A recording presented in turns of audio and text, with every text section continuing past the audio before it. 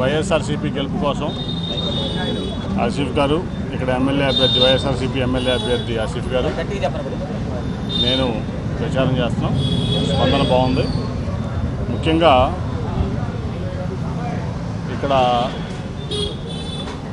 పోటీ చేసేటువంటి బీజేపీ అభ్యర్థి ఎక్కడి నుంచో వచ్చాడు, హైదరాబాద్ నుంచి. 12 ఏళ్ళు రాజ్యసభ చేశాడు, 3 ఏళ్ళు కేంద్ర మంత్రిగా ఉన్నాడు.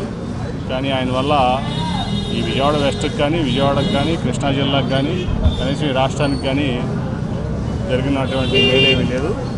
అట్లాగే ఆయన వ్యవహారాలు చక్కబెట్టుకుంటూ చంద్రబాబు నాయుడు యొక్క బ్రోకర్గా వ్యవహరిస్తూ మరి ఆ కార్యక్రమాలు మాత్రమే చేసేవాడు. సో అట్లాగే ఏదో సొంత విమానాల్లోనూ రోల్స్ రాయిస్ కార్లోనూ తిరిగితే ఈ సందుల్లో ఇక్కడ తిరిగే పరిస్థితి లేదని తిరిగి పాపం ఇక్కడికి వచ్చాడు. మా ఆసిఫ్ భాయ్ అఖండ విజయంతో గెలవడం ఖాయం. ఏదైతే ఈ బీజేపీ అభ్యర్థి సుజనా చౌదరి ఉన్నాడో భారీ మెజార్టీతో మా ఆసిఫ్ భాయ్ గెలుస్తాడు. అతను ఓడిపోవడం కూడా ఖాయం అని చెప్పి సందర్భంగా తెలియజేస్తాడు. సార్ కేసీఆర్ నాని అంటే నమ్మకం కాదు అమ్మకం అంటున్నారు సార్. సుజనా చౌదరి దీని మీద కమెంట్ చేస్తారు సార్. ఏమన్నాడు కేసీఆర్ నాని? నా ఆస్తులు నేను అమ్ముకున్నా, తప్పేంటి? కాదబ్బా, నేను బ్యాంకులు నమ్మలేదు కదా. సుజనా చౌదరి లేక బ్యాంకులు నమ్మలేదు, సుజనా చౌదరి లేక దొంగ కంపెనీలు నమ్మలేదు. నా ఆస్తులు నేను అమ్ముకున్నాను. నిజంగానే నమ్మకం.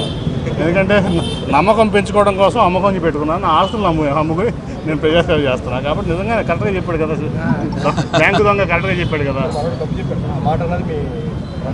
సరే, ఎవరైనా కానీ ఇప్పుడు కరెక్ట్గా చెప్పారు వాళ్ళు, తప్పేం చెప్పలా. ఇప్పుడు నేను నా నమ్మకాన్ని నిలబెట్టుకోవడం కోసం నా ఆస్తులు అమ్ముకున్నా ప్రజాసేవ కోసం. మీ అందరూ తెలుసుగా, మీడియాకి తెలీదా? నేనేం అమ్మాను? నా ఆస్తులు తప్పేం అమ్మలేదు, ప్రజల ఆస్తులు అమ్మలేదు. కేసీఆర్ నాని పేరు చెప్పుకుని రియల్ ఎస్టేట్ మోసాలు చేయలేదు. కేసీఆర్ బ్రాండ్ పెట్టుకుని ఏదైతే ఇప్పుడు టీడీపీ ఎంపీ అభ్యర్థి ఉన్నాడో నా పేరు పెట్టుకుని, నా బ్రాండ్ పెట్టుకుని కేసీఆర్ నాని తమ్ముడిని నేను, కేసీఆర్ డెవలపర్స్ అని పెట్టి కొన్ని వందల మందిని మోసం చేశాడు. బ్లాక్ అమౌంట్ చేశాడు. అన్నీ బయటకు వస్తాయి. ఎలక్షన్ వస్తే అన్నీ బయటకు వస్తాయి. ఎందుకంటే హైదరాబాద్లో అనేక మోసాలు చేసి రియల్ ఎస్టేట్ మోసాలు నా పేరుతో ఒక fake MP parliament sticker print చేయించుకుని కార్ల మీద వేసుకుని 10 కార్ల మీద అక్కడ దందాలు చేసి అక్కడ మోసాలు చేసి ప్రజల్ని రియల్ ఎస్టేట్ మోసాలు.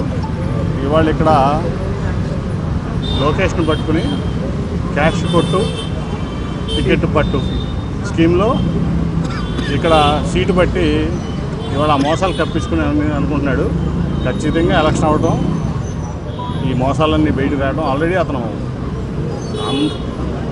అనేక మందిని మోసం చేసిన విషయం అందరూ తెలుసు. తెలంగాణ రెరా కూడా, real estate authority of Telangana అతని మీద కొన్ని కోట్లు ఫైన్ వేసింది.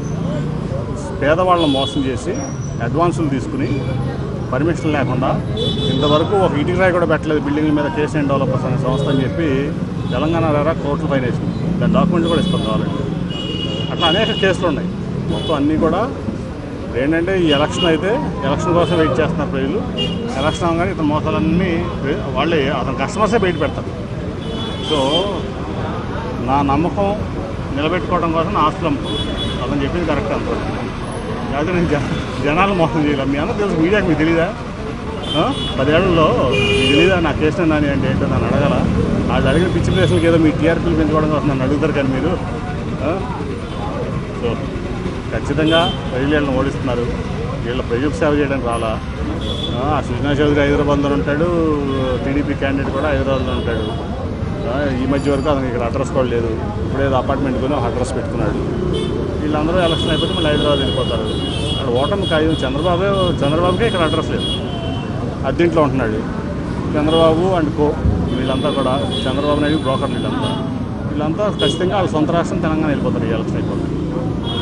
టీడీపీలో ఉన్నప్పుడు ఇద్దరికి టికెట్లు ఇప్పిస్తాను, డబ్బులు తీసుకున్నాను, టికెట్లు ఇప్పిస్తాను ఆరోపణే కదా. వచ్చి రమ్మను, టికెట్లు ఎవరికి ఇప్పిస్తాను. వాళ్ళు ఇంకోటి ఏంటంటే టికెట్లు నేను ఇస్తాడు చంద్రబాబు నాయుడు. నేను ఇస్తే 10 ఏళ్ళలో ఒక మనిషి కూడా పదవి ఇవ్వాలి చంద్రబాబు నాయుడు. నేనంటే అంత భయం చంద్రబాబు నాయుడు. సో నేను టికెట్లు ఇప్పిస్తే ఏంటి? నాకు టికెట్లు ఇచ్చే అధికారం చంద్రబాబు కానీ నేను ఎక్కడ అమ్ముకుంటాను? చంద్రబాబు అమ్ముకున్న టికెట్లు, నా టికెట్ కూడా చంద్రబాబుకి అమ్మింది. కొన్ని ఆరోపణలు చేయడానికి ఏముంది? మీ మీడియా పిచ్చి మీడియా చేస్తూ ఉంటుంది కాబట్టి పిచ్చి ఆరోపణలు చేస్తారు. సో వచ్చి ఆ ఇద్దరు ఎవరో తీసుకొచ్చి మీ ముందు పెట్టి చెప్పమనండి, రుజువులతో సాక్షి చూపిస్తామనండి. నేను చెప్తా, చంద్రబాబు నాయుడు ఆ మోసం చేశాడు, ఈ మోసం చేశాడని చెప్తా. కానీ రుజువులు ఉండాలి కదా. రుజువులు లేకుండా మాడకూడదు ఎవరో కూడా. ఎస్పెషల్లీ బాధ్యతాయుతమైన మీడియా అడగాలి, రుజువులు చూపించండి. రుజువులు చూపిస్తే ఆయన్ని నిలబెడతాం రోడ్డు మీద, ఈ రోడ్డు మీద నిలబెడతామని చెప్పి మీ మీడియా అడగాలండి. రుజువులు లేకుండా మాడటానికి ఏముంది? నేను చెప్తా, ఈ ప్రెస్ మిస్ అవుతాడు, నా దగ్గర ₹1,00,000 తీసుకున్నాడు నన్ను కవర్ చేయడానికి. అది వేస్తారా మీరు? చేయరు కదా. ఇప్పుడు TV9 లేకపోతే NTVనో నా దగ్గర ప్యాకేజ్ తీసుకుంది అని చెప్తా. నిజమా? అది అబద్ధం కదా. అది అట్లాంటి ఆరోపణలు ఎట్లా అడుగుతారు మీరు? బాధ్యత కదా మీడియాలో. కొన్ని రుజువులు ఉంటే మీరు ఫలానా వ్యక్తి నేను డబ్బులు ఇచ్చాను నానికి, ఇది రుజువు అని తీస్తామన్నా. ఒక టీ కూడా నేను 10 ఏళ్ళలో ఎవరైతే తాలా. ఒక టీ నా ఆఫీస్కి వస్తే నేను టీలో భోజనాలు పెడతాను తప్ప ఒక టీ కూడా ఈ 10 ఏళ్ళలో నేను ఎవరైతే తాలా. నా ఆస్తి అమ్ముకున్నా, నా రాజకీయం చేశా. తప్పకుండా వెల్కమ్. రుజువులు తీసుకురండి, ఆ ఇద్దరు మనుషులు ఎవరో తీసుకురండి, చెప్పమనండి. ఆ ఇద్దరు మనుషుల్ని కేసీఆర్ నానికి నేను డబ్బులు ఇచ్చాను టికెట్. కానీ అలానే కేసీఆర్ నానికి అధికారం ఏముంది టికెట్ ఇవ్వడానికి? నా దగ్గర అధికారం లేదు కదా. ఉన్న అధికారం చంద్రబాబు దగ్గర ఉంది, లోకేష్ దగ్గర ఉంది. నా దగ్గరే ఉంది నేను అమ్ముకోవడానికి. పోనీ ఆ రకంగా నేను లాజిక్ లేదు మాట్లాడే దాంట్లో.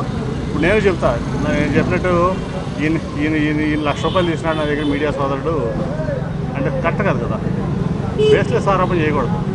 లేదా NTV వాళ్ళు తీసుకున్నారు, TV9 వాళ్ళు తీసుకున్నారు, సాక్షి వాళ్ళు తీసుకున్నారు, నా దగ్గర 10 లక్షలు చెప్తే తప్పు కదా. అది తప్పుడు మాట మాడకూడదు ఎవరు కూడా. బాధ్యత లేని మాటలు ఆ మీడియా అది క్యారీ చేయకూడదు.